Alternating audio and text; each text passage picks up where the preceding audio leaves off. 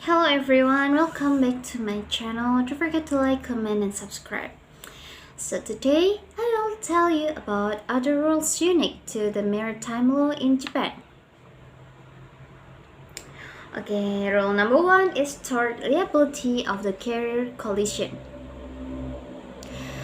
The liability of the carrier with regard to collision is nothing but a usual tort liability governed by the civil code. However, as regards the case of collision between two or more ships, the general rule in the civil code is excluded unless all the persons interested belong to the same state as the court trying the case as a result of Japan's being a state party to the 1910 Collision Convention. Contrary to the general rule that the ship owner shall be liable jointly and severally if all of them are found negligent under the said convention, the ship owner of each ship shall be liable in proportion to the degree of fault respectively committed, except as regards damages caused by death or personal injury.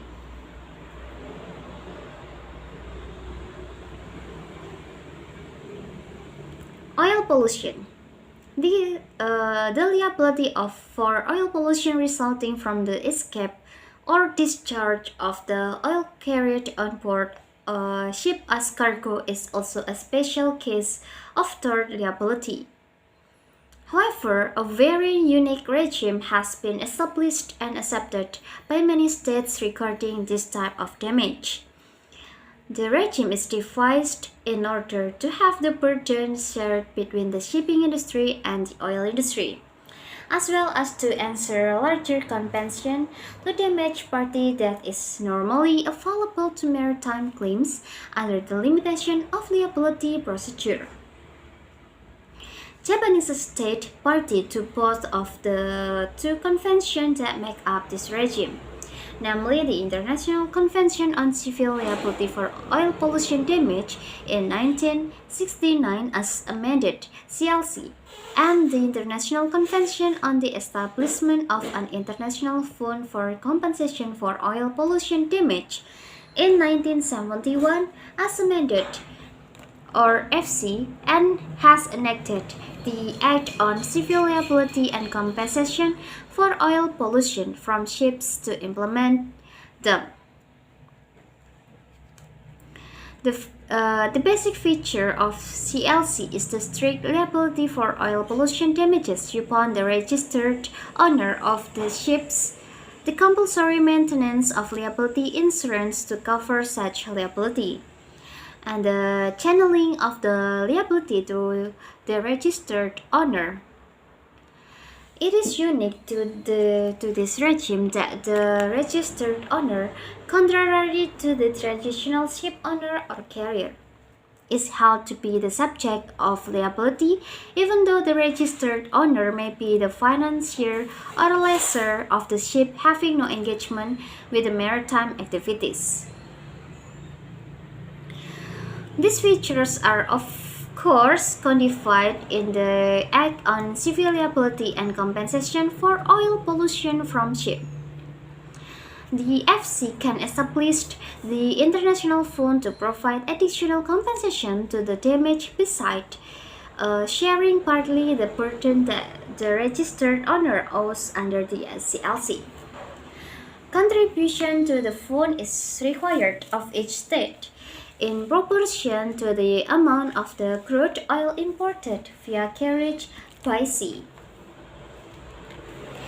The Act on Civil Liability and Compensation for Oil Pollution from Ship provide that those who were delivered crude oil in the preceding year shall contribute to the International Fund in accordance with the amount delivered.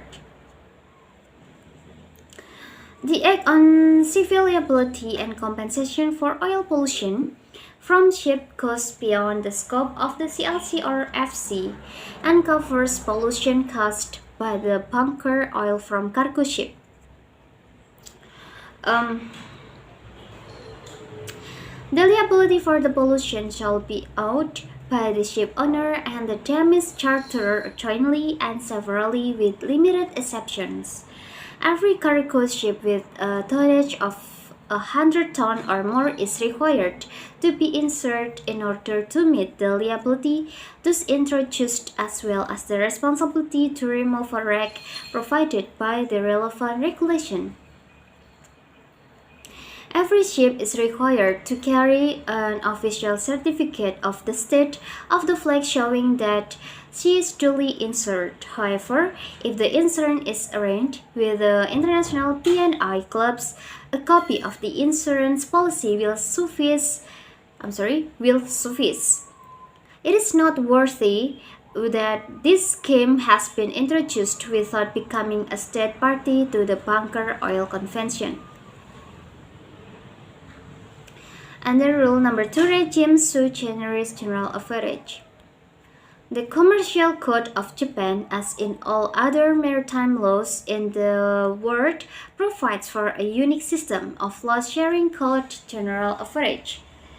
It is a body of rules to share costs and losses incurred in the course of having the ship get out of emergency that would otherwise have endangered the ship and the whole cargo. However, it is to be noted that recently the provisions in the Commercial Code play a very limited role. Since the York and World rules promulgated by Comité Maritime International or CMI, updated most recently in 1994, are incorporated in the bills of lading without exception and govern all the cases of general average. Salvage. It is also provided in the Commercial Code that those who were successful in the salvaging of a ship or a cargo involving in an accident shall be entitled to remuneration. This unrelated provision, originally intended to encourage salvage by giving incentives for it, is again of a rather limited importance since salvage is conducted by specialized enterprises these days. Such a salvage company enters into an agreement for salvage with the ship owner when an accident occurs. As condition for such an agreement, the alloyed open form LOF is widely used. Well, what is General Maritime Law? General Maritime Law is a type of federal common law that governs most accidents that happen at sea. It covers more injury victims than the Jones Act, which is limited to offshore and seamen who suffer injuries on navigable vessels. Maritime law can provide a broader basis for injury claims, including those arising from passenger injuries on ship and maritime workers. And then how maritime law affects shipping employees. Ship owners and shipping companies have a legal responsibility for the well-being of their employees. They must provide them with transportation, income, medical services, and room and board while they are working on ship or similar vessels. They also must maintain a seaworthy vessel in terms of sufficient staffing, equipment, supplies, and safety features.